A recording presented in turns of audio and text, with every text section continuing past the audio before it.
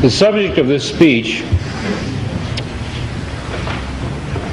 is a topic which has been discovered recently and which may not exist at all. I may be talking about something that does not exist. Therefore, I'm free to say everything or nothing. I, in my stories and novels, often write about counterfeit worlds, semi-real worlds, as well as deranged private worlds, inhabited often by just one person, while meantime the other characters either remain in their own worlds throughout or are somehow drawn into one of the peculiar ones. This theme occurs in the corpus of my 27 years of writing. At no time did I have a theoretical or conscious explanation for my preoccupation with these pluriform pseudo-worlds, but now I think I understand.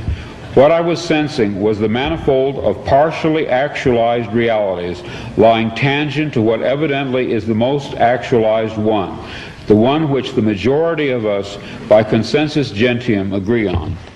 Later that day, back home again, but still deeply under the influence of the sodium pentothal, I had a short, acute flash of recovered memory. Then, in mid-March, a month later, the total body of memories, intact and entire, began to return. You are free to believe me or to disbelieve, but please take my word on it that I am not joking. This is very serious, a matter of importance. At that time, I had no idea what I was seeing. It resembled nothing that I had ever heard described. It resembled plasmic energy. It had colors. It moved fast. It collected and then dispersed. But what it was, what he was, I am not sure even now.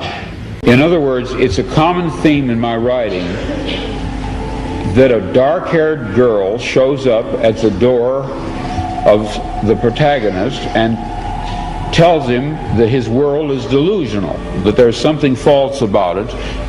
Well, this did finally happen to me. I even knew that her hair would be black. I had an actual complete sense of what she would look like and what she would say. She did appear. She was a total stranger, and she did inform me of this fact, that some of my fictional works were in a literal sense true. I wrote out these dreams in novel after novel, story after story. To name two in which this prior ugly present obtained most clearly, I cite The Man in the High Castle and my 1974 novel about the U.S. as a police state called Flow My Tears, the Policeman Said. I'm going to be very candid with you. I wrote both novels based on fragmentary residual memories of such a horrid slave state world. People claim to remember past lives. I claim to remember a different, very different present life. I know of no one who has ever made this claim before, but I rather suspect that my experience is not unique. What perhaps is unique is the fact that I am willing to talk about it. We are living in a computer-programmed reality, and the only clue we have to it is when some variable is changed and some alteration in our reality occurs. We would have the overwhelming impression that we were reliving the present, déjà vu, perhaps in precisely the same way, hearing the same words, saying the same words.